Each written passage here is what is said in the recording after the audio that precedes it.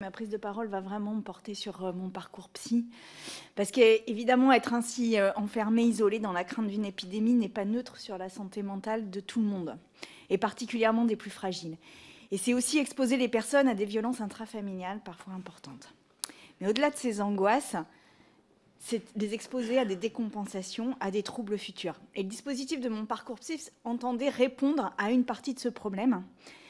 Mais son cadre très restreint et sa faible portée ont fait du dispositif finalement un pansement sur une jambe de bois.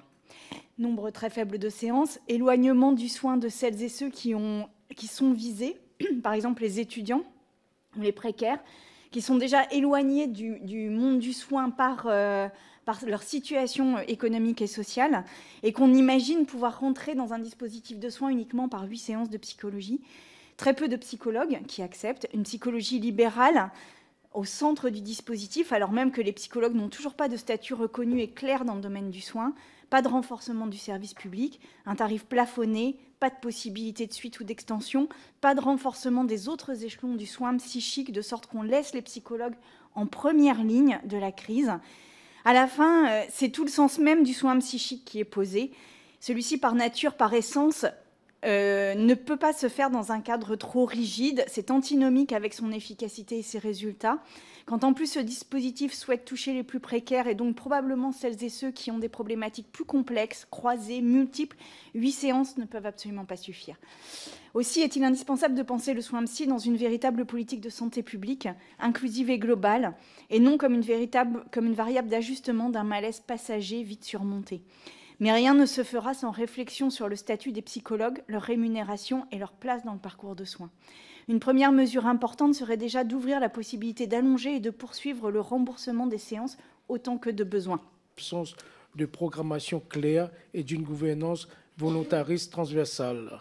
En ce qui concerne la pédopsychiatrie, quels sont les leviers identifiés par les rapporteurs pour permettre au dispositif d'adresser les enfants et les jeunes dont la santé mentale se dégrade fortement? À mon sens, ce dispositif porte atteinte à la liberté de choix du patient qui ne peut choisir un psy que sur liste arrêtée. Par qui? Ce dispositif veut standardiser, protocoliser les prises en charge qui doivent être adaptées au cas par cas. Enfin, ce dispositif porte atteinte au secret médical, car à l'issue du suivi, le psychologue doit rédiger un compte-rendu au médecin traitant qui pourrait se retrouver dans le dossier médical partagé. Bref, ne sommes-nous pas dans une marchandisation et un démantèlement du service public? Que faites-vous de la santé, du bien-être de la population? En effet, la santé mentale n'est pas qu'une affaire de médecine et de chimie, elle est aussi une affaire d'humanité, comme l'a si bien dit l'association des psychologues freudiens. Merci pour vos réponses. Professionnels conventionnés et les psychologues. Et du coup, je m'interroge sur cette notion même de conventionnement qui garantit l'accès pour tous et de qualité à tous les patients, quel que soit leur revenu, mais qui pour autant met le professionnel de santé en difficulté, notamment avec l'inflation, mais d'une manière générale par le manque de revalorisation.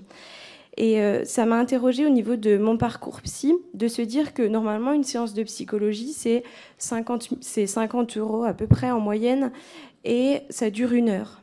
Et là, les pouvoirs publics sont en train de dire à ces professionnels, ce sera 30 € et plus 50. Et puis on leur dit, écoutez, si 1 heure, ça ne tient pas dans les 30 €, passez à 30 minutes de séance. Et ça m'interroge en fait sur la place des pouvoirs publics à venir intervenir dans l'ADN même du professionnel de santé qui doit être le plus à même de savoir comment il organise son temps de soins et la qualité des soins.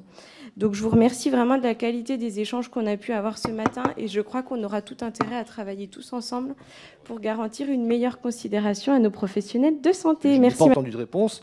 Tout d'abord, comment favoriser la reconnaissance des psychologues dans la fonction publique? La question avait été posée. Et ensuite, comment réduire la question des files d'attente? Et je finirai, puisqu'il me reste 1 minute 10, par mon parcours psy. La question de la rémunération pose quand même problème. D'ailleurs, on voit le peu professionnel qui intègre ce dispositif. Mais néanmoins, il y a 2 questions qui se posent quand on rencontre les professionnels. Le fait que mon parcours psy soit conditionné à la prescription d'un médecin généraliste. Ça pose question. Que le médecin généraliste soit au cœur du parcours de santé des patients, j'y suis totalement favorable. Mais qu'il faille en passer par une prescription, je pense, pose problème, parce que d'abord, les médecins généralistes ne connaissent pas forcément très bien cette discipline, qui est une discipline à part entière, la psychologie. Et ensuite, ce qui pose le plus de problèmes, c'est qu'on prédétermine le nombre de séances à l'avance sans connaître la problématique de la personne, 7 séances. Quand on connaît les troubles psychologiques auxquels sont soumis un certain nombre de personnes, 7 séances, c'est bien insuffisant. Alors j'entends qu'il faille peut-être mieux communiquer pour que ce dispositif soit mieux emprunté par les patients et les usagers, mais ne faudrait-il pas d'étendre ce nombre prédéterminé de séances pour que ça corresponde davantage aux besoins des patients? Je vous remercie. Je vais essayer d'être concis. Merci, Madame la Présidente. Comme toujours. Comme toujours. Il y a, je crois, une grande question sur la nature même du soin psychique, de l'accueil d'un patient avec une souffrance psychique, et finalement, autour de ce dispositif, un regard qui est peut-être médical ou médicalisé.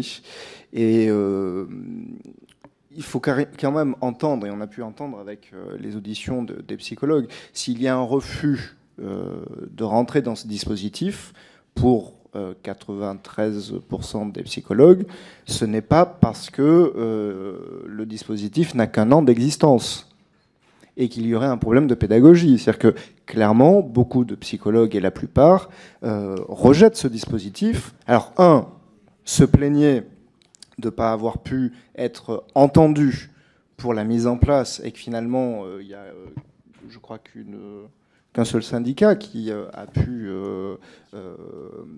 participer activement à ce dispositif, les autres ne le voulaient pas, et je crois qu'il faut arriver à entendre un petit peu pour quelles raisons. Parce qu'il y a la nature même du métier, en fait. Parce que recevoir quelqu'un, enfin là je parle moi en tant que psychologue, c'est-à-dire que quand on reçoit un patient, on n'a strictement aucune idée, même s'il vient pour un trouble du sommeil, mais très souvent, au bout de 4-5 séances, on voit qu'il y a des choses beaucoup plus graves et beaucoup plus profondes, mais qui se déroulent à ce moment-là. Mais quand il n'y a que 8 séances, et quand il faut attendre un an pour éventuellement avoir 8 séances de plus, quand il y en a qui évoquaient la dangerosité qu'il y a là-dedans, c'est-à-dire que ouvrir une offre et une écoute à quelqu'un pour finalement dire on ne peut pas aller plus loin, oui, ça peut poser des situations très compliquées. Après, on a entendu aussi, parce qu'il y avait quand même, il y a des points positifs là-dedans. Il y a beaucoup de médecins généralistes, en fait, qui ne savent pas à qui adresser un patient. Et on a pu avoir lors des auditions, donc un gros souci quand même, avec tous les psycho-machin-choses, surtout charlatans, qui n'ont pas de formation, et finalement, que les patients peuvent aller voir. Et donc ça, c'est quand même un point très important. Et on voit que le fait d'avoir ce fléchage-là offrait une solution. Après, il y a quand même, il faut arriver à prendre la mesure quand même qu'un psychologue clinicien a une formation de 5 ans, qui est, sur la question de la psychologie, bien plus qu'un psychiatre, qui lui n'a pas le même temps sur la question psy. Donc le psychologue est tout à fait en mesure de savoir si une situation est compliquée ou pas. Et c'est pas parce qu'il y a un trouble qui est de l'ordre, par exemple, de la psychose qu'un psychologue ne peut pas l'appréhender, et que souvent, effectivement, ça va être en complément, par exemple, d'un traitement médicamental et tout ça. Donc ça peut se faire. Mais c'est pas la même approche. Et là, de dire que les psychologues... que le médecin va décider, déjà repérer un trouble léger, c'est très difficile d'arriver à repérer ce qu'il en est, et que le psychologue pourrait traiter ça, on voit que beaucoup de psychologues ne se sont pas sentis considérés à travers ce dispositif. Et je reviens sur ce qu'a évoqué mon collègue Pierre Dharréville. Enfin, vous évoquiez les nombres de psychologues qui ont été créés, mais il y a 1 an, en moyenne, de liste d'attente pour entrer dans un CMP. Pour les CMPP, enfin, il faut prendre la mesure quand même quand un enfant ne va pas bien et qu'aujourd'hui, il faut attendre 1 an et quelques pour qu'il puisse rentrer dans un dispositif. Enfin, c'est pas sérieux quand on voit les conséquences que ça peut avoir sur la scolarité et sur l'avenir d'un enfant. Parce que plus on attend, plus les choses sont en train de s'aggraver. Et ça, c'est pas possible.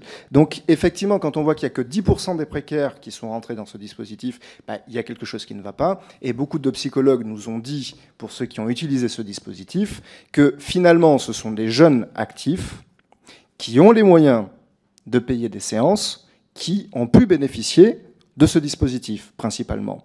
Donc là, je crois qu'on rate la cible. et il y a quelque chose qui ne va pas et qui est à entendre. Intervenir. Oui, merci Madame la Présidente. Assez rapidement, d'abord pour donner mon sentiment, c'est vrai qu'on est dans un registre qu'on connaît, où nous posons un certain nombre de questions, parfois de manière un peu offensive, et puis l'administration se défend et nous explique que les choses vont plutôt bien. Bon. Je voudrais essayer de dépasser un petit peu ça en approfondissant rapidement trois questions. La première, comment expliquer l'écart dans l'affaire Mon Parcours Psy entre l'expérimentation, qui, selon les dires, avait plutôt donné des résultats intéressants, et la mise en œuvre du dispositif. Voilà, j'ai rien entendu là-dessus, vous avez sans doute des éléments d'explication. Ça m'intéresse parce qu'en réalité, contrairement à ce que j'ai entendu, c'est pas tout à fait la même chose. Deuxième question, sur la définition des troubles légers à modérés, qui est un des critères pour adresser des patients à des psychologues dans le cadre de Mon Parcours Psy, qui soulève un certain nombre de questionnements de la part des professionnels et qui visiblement contribue à ce que le dispositif soit inadapté à beaucoup de situations, y compris pour les personnes qui sont adressées, avec en réalité une moyenne de 4 séances consommées, pour parler comme ça, en m'excusant, en mettant des gros guillemets avec le mot consommé, par les patients, ou utilisés, on va dire, et avec des inégalités très fortes. C'est-à-dire des patients qui parfois n'en font qu'une de séance, et voilà, l'adressage aura été infructueux en réalité. Donc ça pose déjà, là aussi, un certain nombre de sujets, y compris des professionnels nous expliquant que, en fonctionnement libéral, ils ne sont pas en mesure d'ailleurs de traiter un certain nombre de troubles, parce qu'il faut derrière toute une équipe, un certain nombre d'autres professionnels avec eux, etc., etc. Troisième question, la dernière, Madame la Présidente. Je reste dubitatif sur les mesures prises, leur efficacité pour réduire la file active dans les institutions publiques. Donc moi j'entends tout ce qui a été fait de formidable pour résorber la crise de la psychiatrie et de la psychologie publique, mais en réalité tout le monde peut constater qu'on n'y est pas.